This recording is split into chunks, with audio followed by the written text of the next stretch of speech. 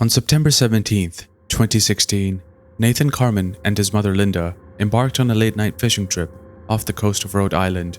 It should have been a routine excursion, but it quickly descended into a bizarre vanishing act when their boat failed to return to shore. A massive search operation was launched, scouring 82,000 square miles of the Atlantic. 8 days later, rescue crews made a shocking discovery: Nathan Carman alone on a life raft. His mother Linda nowhere to be found. As the Coast Guard investigated the baffling disappearance, a darker narrative began to emerge. Authorities uncovered a series of strange events and discoveries that cast a shadow of suspicion over Nathan himself. His boat had been sabotaged just before the trip. Key safety equipment was disarmed, and his accounts of what happened that fateful night didn't add up. But the real bombshell came when Nathan's family history was exposed.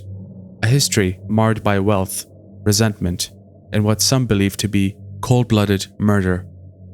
This tragedy was just the latest chapter in a chilling saga that allegedly began 3 years earlier with the death of Nathan's grandfather, millionaire John Chocolos, found shot dead in his home under very mysterious circumstances. Fingers pointed at Nathan as the prime suspect. The unsolved case left a cloud of suspicion hanging over the young man. As investigators peeled back each layer of deception surrounding Linda's disappearance, a trail of manipulation, greed, and potentially murderous rage was laid bare. At the center of it all was Nathan Carman, a man whose unassuming demeanor belied a psyche that some believed was unraveling in grotesque fashion. This is the haunting story of the Carman family, a case that exposes the depths of human darkness and how even blood ties provide no shelter from evil's reach. Be sure to like, share, and subscribe. Now, let's lift the thin veil. Nathan Carman was born in Middletown, Connecticut on January 21st, 1994, to Linda and Clark Carman, an only child. Nathan's early years were marked by a deep affinity for the outdoors, a passion for history, and a love for fishing and hiking trips. Yet, despite these seemingly ordinary interests, Nathan's life was anything but typical. He was diagnosed with Asperger's as a child, although that's now known as high-functioning autism spectrum disorder, or ASD. It was also around this time that his parents' marriage failed. Although Linda never had another child or never married again, she and Clark stayed friends. After the divorce, Clark would not spend much time with Nathan. Linda served as his primary provider, and the two enjoyed a tight bond. He frequently took trips with his mother, visiting places like Greece, the Caribbean, and Alaska. Linda would also spend time volunteering in the community and serving as an aide for other families who had kids with autism. This work is something Linda obviously had a personal connection with, because Nathan also had ASD. The World Health Organization defines ASD as a diverse group of conditions marked by varying degrees of difficulty with social interaction and communication. Atypical patterns of behavior, such as trouble switching between activities, and attention to detail, and peculiar responses to sensations, can be additional traits. Although there can be several reasons at play, and not everyone with ASD is the same, it would be a large part of the reason Nathan would have a tough time building relationships and making friends. Nathan Carman was known to be a loner at Middletown High School. Standing at 6 feet 3 inches tall, he was easily distinguishable, especially with his preference for wearing oversized hunting gear all the time. Despite being teased and bullied, he largely ignored the taunts, displaying a resilience that belied his social awkwardness. While Nathan consistently achieved high honors and demonstrated above-average intelligence, he struggled with social interactions, often exhibiting the social skills of an infant. Nathan's parents attempted to involve him in team sports like baseball and basketball, but he gravitated towards solitary activities like hunting and fishing. If he did want to be around others, he preferred the company of family members, especially his mother, Linda, and grandfather, John, finding comfort in these relationships over forming connections with friends his own age. Despite Nathan's inclination towards solitary activities, his upbringing was deeply rooted in strong family bonds, particularly with his mother, Linda, who herself cherished the values instilled by her father, John Chocolos. Linda grew up in a wealthy and loving family. Her father, John Chakalos, was a successful real estate businessman and dedicated family man. Born in Keene, New Hampshire in June 1926 to Greek immigrants, John served as a paratrooper in World War II before building his fortune. Well known for his philanthropy and commitment to helping underprivileged children, John strongly believed in the importance of family, often saying, "Without family, you've got nothing. Family is everything." As the first grandchild, Nathan was showered with love and attention by John. However, there was a bit of a darker side to this family dynamic as well, especially with Linda's feeling that her father, John, was trying to steal Nathan away from her through buying him expensive things and giving him access to large amounts of money. To make matters worse, John would often blame Linda for Nathan's mental health troubles, further straining their relationship. Linda had a tough time with money, despite the substantial support provided by her father. She struggled to maintain employment, and her home was perpetually disheveled. Gambling became Linda's escape from her troubles, and her addiction sometimes led her on distant gambling trips where she'd be gone for days at a time. One instance of Linda's unhealthy relationship with money was when she drained a trust fund intended for Nathan, prompting John to create a new fund under the supervision of Linda's younger sister, Valerie, to protect the family's financial security. This naturally created tension between Linda and her father, so you can see that the family dynamic certainly had its cracks, and I wonder how much of this had affected Nathan at the time. Even with all of this turmoil, with the help of his family and therapy, Nathan had a strong support structure. John and his daughter Linda tried extremely hard to keep it together for Nathan and give him everything he needed and more. Nathan and his mother would spend time fishing, which he grew to love, and it would become the main way he would maintain a relationship with his mother. His grandfather, John, even paid large sums of money to buy him a white Irish sport horse because of Nathan's love for animals. Nathan would name this horse Cruz and adored him a lot. He eventually became a very important part of the support Nathan required, so much so that his family used to say that besides them, Cruz was his only friend. During his teenage years, Nathan's relationship with his mother, Linda, began to get worse due to his increasingly antisocial behavior. From small things like in 2009, when he handed out Ziploc bags containing fish guts to trick-or-treaters on Halloween. On one occasion, he responded to Linda accidentally burning cookies by throwing the plate against a wall. His behavior was starting to grow increasingly violent and more physical. One of Linda's boyfriends even expressed fear that Nathan might harm her one day. Although no severe actions had occurred yet, their relationship continued to worsen over time, eventually leading Nathan to ask to leave the house. Linda made a concession instead, just distant enough to please Nathan, but close enough for her to keep an eye on him. She let him live in an RV parked in the driveway. Around Christmas 2010, the unthinkable happened. One of the central pillars of Nathan's support structure would be taken away from him when his beloved horse, Cruz, suddenly died of colic. Nathan descended into despair. His relationship with his mother, Linda, became even more strained, to the point that his communication with her was reduced to scribbled notes. His behavior grew erratic, leading to violent outbursts, where he would physically threaten his school's principal and his secretary and call them Satan and an agent of the devil. He eventually had to be committed to a rehab hospital in Hartford. At this point, Nathan refused to see his mother. He instead spent hours with his grandparents, John and Rita. During this time, Linda feared that her father was exploiting her son's hospitalization to tighten his grip even further on Nathan. Nathan would eventually be released from the hospital, as the doctors determined he wasn't paranoid or schizophrenic. But upon his release, things would escalate. Back at the RV, Nathan would go out in the mornings to fish and come back early evenings. He wouldn't use the toilet, but do his business in water bottles. This lack of self-care worried Linda, and she would call social services. Interacting with the social care workers made Nathan extremely angry. Remember, he was only really comfortable being around his mother and grandfather, so to him, this care worker was intruding on his space in his home. This would cause Nathan to run away from home. He'd send a letter to his mother, where he'd blame all his problems on everyone around him, excluding his grandfather. This would really hurt Linda, who was already insecure about Nathan's relationship with John. Nathan was ultimately found in Sussex County, Virginia, about 600 miles from his home. Concerned about his well-being, his parents decided to send him to a boot camp in Idaho as a last resort before he turned 18. This decision to send a vulnerable child who trusted almost no one to an unfamiliar environment surrounded by people who might not understand his special needs raises questions about the thought process behind it.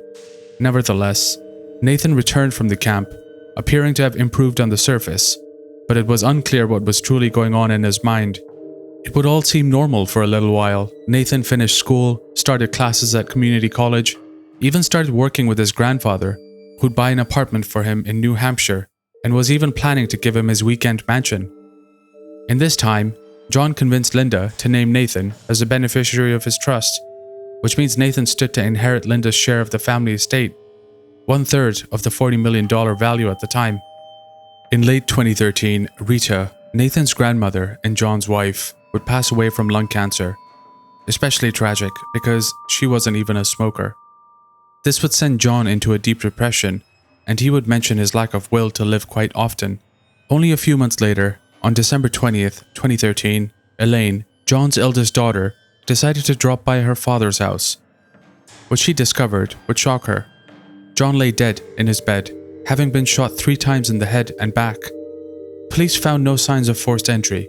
Nothing had been stolen, and there were no bullet shell casings at the crime scene. Forensic analysis later revealed that at least 1 round came from a .308 caliber rifle. According to the police, Nathan was the last person to see John alive.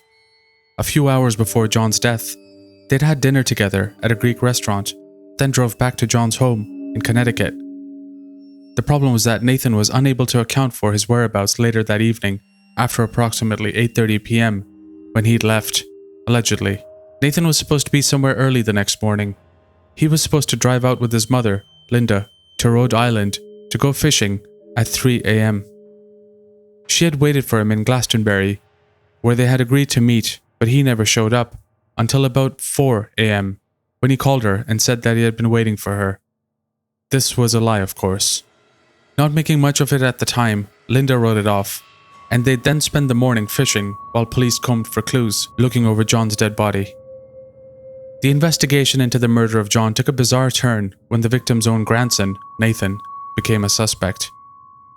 While Linda and her sister passed polygraph tests, Nathan refused to cooperate with the police. He would constantly ask to plead the Fifth Amendment, refused to attend any types of questionings, and would even ask the media to leave him alone. But then a major break happened. 7 months after the murder, a search of Nathan's apartment revealed a shocking discovery. Hidden in his bedroom closet was a gun locker containing a Remington shotgun and pellet gun. Nathan was a gun enthusiast, so this isn't a big deal, right? Well, records showed that Nathan had recently purchased a 6-Sauer assault rifle, the same .308 caliber used to kill his grandfather. While owning a gun with the same caliber as a murder weapon isn't definitive proof that Nathan committed the crime, his reaction when questioned about the rifle raised suspicions. When asked, Nathan claimed he had forgotten about the rifle and that it had been lost. How do you just lose and forget about a $3,000 assault weapon? The twists kept coming. Handwritten notes found in Nathan's apartment detailed bomb-making instructions and sniper tactics. Neighbors described him as a time bomb and called him Murder Boy. While autism is never a factor for violence, some experts believe autistic traits, combined with psychosis, can fuel aggression. To understand Nathan's mindset, police consulted a forensic psychologist who theorized if Nathan did commit the crime, he would have obsessively researched it online, repeatedly visiting the same websites. But that crucial evidence went missing when investigators realized Nathan had discarded his computer's hard drive when he realized police were suspicious of him. In the end, it was local police who bungled critical evidence and mishandled the case. And without that hard drive or the murder weapon, prosecutors lacked proof to make an arrest. In September 2014, a judge did order the state to seize all of Nathan's guns and ammunition, which makes it even more strange that authorities refused to sign any search warrants to search Nathan's property further, and the case would go cold. Despite the fact that Valerie, the trustee of Nathan's fund and Linda's sister, provided $200,000 for Nathan's criminal defense attorney, she made a chilling public statement on the first anniversary of their father's death. Her warning, "This person has gotten away with murder, and chances are it will happen again," left many wondering if it was directed at Nathan. However, the Chocalo sisters did not explicitly accuse him until 2017. It is possible that their close relationship with Linda prevented them from pointing fingers at Nathan without solid evidence, as they may have feared damaging their bond with their sister. After John's death, Nathan would inherit $550,000 and would move from Connecticut to Vermont later that year. This money would not last long, however, and this is where things take an even more weird turn. In December 2015, Nathan had purchased a boat and some fishing gear to go deep-sea fishing with Linda. He called it the Chickenpox. It's not clear where exactly their planned destination was. However, based on evidence derived much later, it is believed they were headed to a line of underwater cliffs called the Block Canyon, approximately 100 miles off the Block Island shore. On September 17, 2016, Linda's 54th birthday, the clock struck 11 p.m. as she and Nathan embarked on a late-night fishing trip from Ram Point Marina. Before they set sail, Linda would send an ominous text to a friend, which read, "Call me at 12 noon if you don't hear from me." The following day, when there was still no sign of Linda or Nathan, the friend contacted the Coast Guard, reporting that the pair hadn't returned. The Coast Guard launched a search operation covering 82,000 square miles of ocean surrounding Rhode Island and New York. Ships, helicopters, and planes scoured the vast expanse for days, but no trace of the Carmans or their boat could be found. As the search wore on with no results, the local boating community began to speculate. Had the chickenpox struck an unnatural ridge? Could it have suffered a catastrophic hull failure? Or perhaps they had encountered a massive rogue wave? Despite the numerous theories, the Coast Guard called off the search after a week, and it seemed that both Nathan and Linda had been tragically lost at sea. On September 25th, 8 days after the Carman's fateful fishing trip, a Chinese freighter known as the Orient Lucky was sailing 115 miles south of Martha's Vineyard when its crew noticed something peculiar in the water. As they approached, they discovered a red life raft with Nathan Carman on board. Nathan managed to stand and wave his arms to signal for help. With the help of the Orient Lucky's crew, Nathan was hauled aboard the ship, tired, but otherwise he looked fine. The discovery of Nathan Carman brought both relief and questions, as the mystery surrounding the disappearance of Linda Carman and their fishing boat only deepened. Adrift in the vast ocean for days, Nathan Carman's survival had hinged on the emergency kit he had with him, equipped with fresh water packs, energy bars, and even a device to make seawater drinkable. He had managed to endure the harsh conditions. As the Orient Lucky's crew tended to Nathan, warming him up and providing him with food, they also contacted the Coast Guard. Before long, the Coast Guard arrived to question Nathan about the events that had transpired. Aside from the crew who had rescued him, the Coast Guard was the first to speak to Nathan, hoping to shed light on the mystery surrounding the disappearance of Linda Carman and their fishing boat. As they began to delve into the details of his harrowing ordeal, everyone wondered what exactly had happened out there in the depths of the ocean. According to Nathan's own account, they were in the midst of their journey and the boat started to make strange sounds. Worried, he decided to investigate and discovered water flooding into the engine compartment. Initially believing he could fix the problem, Nathan instructed Linda to reel in the fishing lines. This would cause her to walk away from where the emergency raft was. Then, the situation quickly escalated, with the water filling the boat at an alarming rate. Nathan made the split-second decision to deploy the emergency raft and abandon ship. By the time he clambered aboard the raft, there was no sign of Linda, and the boat had vanished beneath the waves. Nathan blew his whistle in a desperate attempt to locate his mother, but she was nowhere to be found, leaving Nathan alone and adrift in the ocean. As Nathan concluded his harrowing account of the day's events, he was brought back to land after 2 days adrift at sea. Upon arrival, he was taken to the Coast Guard base in Boston for a survivor debriefing, where he faced further questioning. Several questions were raised, such as why the emergency transmitter didn't activate, why was the GPS turned off. When questioned about why he didn't set out on Mayday when they were in distress, he responded that he was taught not to ask for help unless absolutely necessary, stating, "No help, unless your life or limb is in imminent jeopardy. Being stranded in the middle of the ocean in a sinking boat would surely meet that criteria, in my opinion. Following the debriefing, Nathan departed the Coast Guard base with his father, Clark, who had flown in from California. Nathan spent a couple of days with his father before returning to his home in Vermont. It was only a few nights later when Nathan addressed the press for the first time, offering his public statement on the tragic events where he would thank the public for their concerns, but essentially asked to be left alone, to grieve naturally and in peace. I found this statement highly bizarre. There was no appeal to the public for any information or help to find his mother, no offer for a reward. Now, I am not even discussing his lack of emotion displayed, I'm only referring to the words he said, but his lack of emotion, which could be in part due to his autism, played a significant role, at least when it came to the public's perception of his involvement in these tragic events. His limited display of emotions when discussing his missing mother or his grandfather's death struck many as odd and suspicious. Most people, including the authorities, were unaware of Nathan's condition. As investigators pursued the truth behind Linda Carman's disappearance, they left no stone unturned. The Coast Guard and police interviewed countless individuals in an effort to unravel the baffling events that had transpired at sea. However, Nathan would constantly plead the Fifth Amendment, and so Nathan's increasing reluctance to discuss the incident only deepened their suspicions. Authorities discovered a crucial piece of information that cast doubt on Nathan Carman's story. A local concrete cutter named Mike Iozzi, who worked near Ram Point Marina, which is the marina Nathan's boat was harbored and departed from, claimed that Nathan made several modifications to his boat, the Chickenpox, prior to embarking on a fishing trip with his mother. First, Nathan removed the trim tabs from the back of the boat. Trim tabs are small surfaces attached to the hull that help stabilize and level the boat as it moves through the water. This improves the boat's performance and safety in different sea conditions. Removing the trim tabs could have significantly affected the boat's handling and stability. Nathan later claimed he felt they increased the boat's drag and therefore its fuel consumption.